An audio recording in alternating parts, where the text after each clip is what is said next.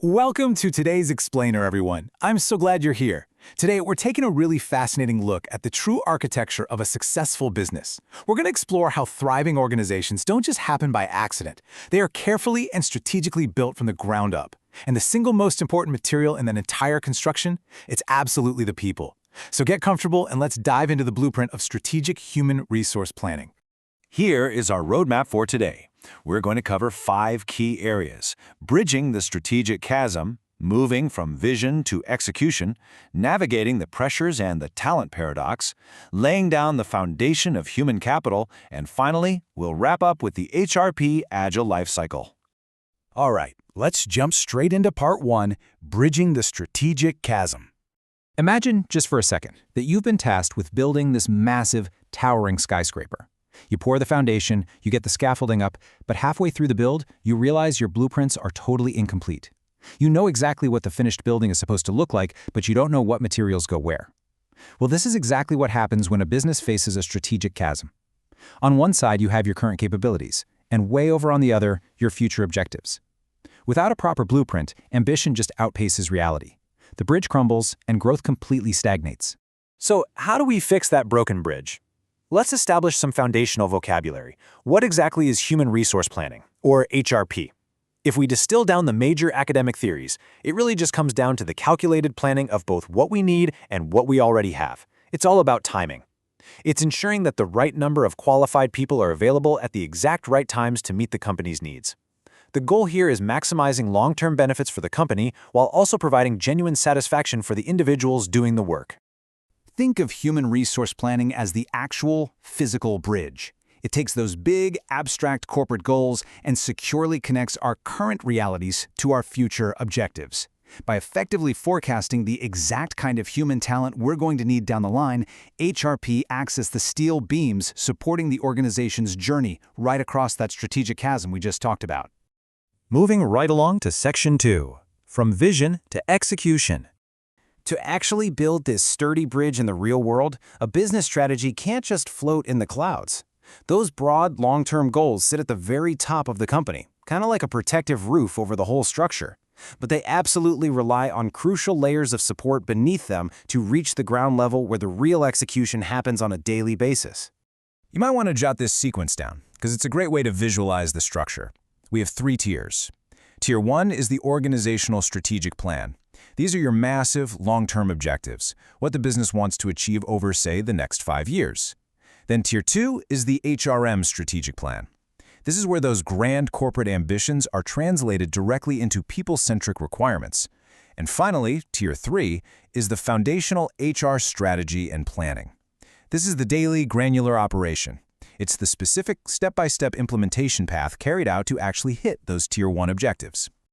Okay, let's look at Section 3, pressures and the talent paradox.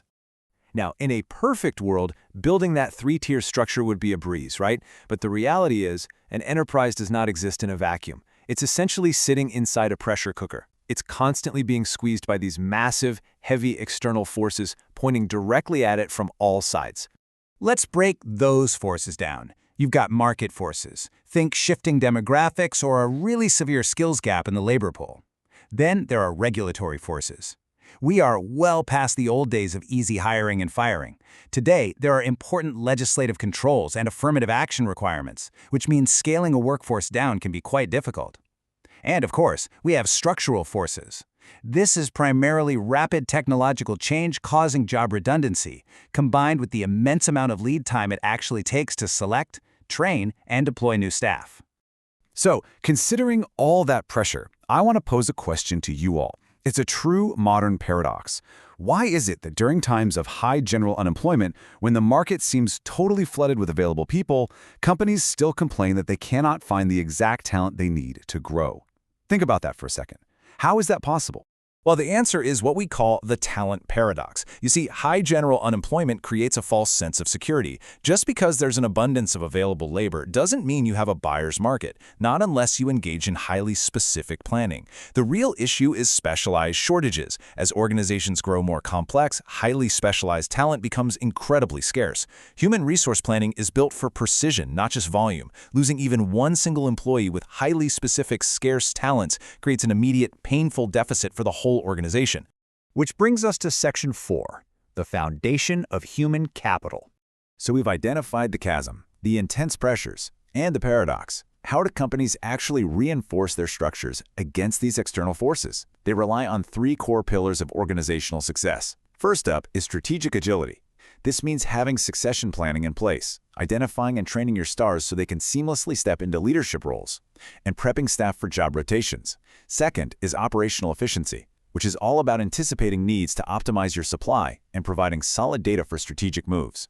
And third is unifying leadership. This is creating cross-functional alignment, getting your line managers and your HR staff working together under one single operational vision.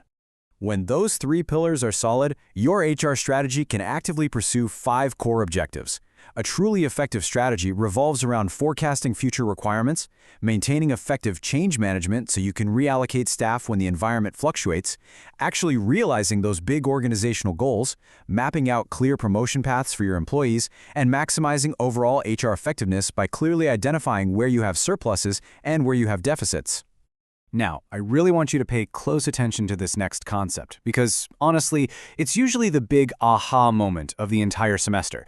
It reveals the ultimate return on investment, and it shows exactly why organizations absolutely must increase their investments in human development. The contrast here is just profound. Think about your physical assets, your equipment, the office facilities, your servers. All of those things inevitably break down and depreciate in value over time. But human assets? They are uniquely different.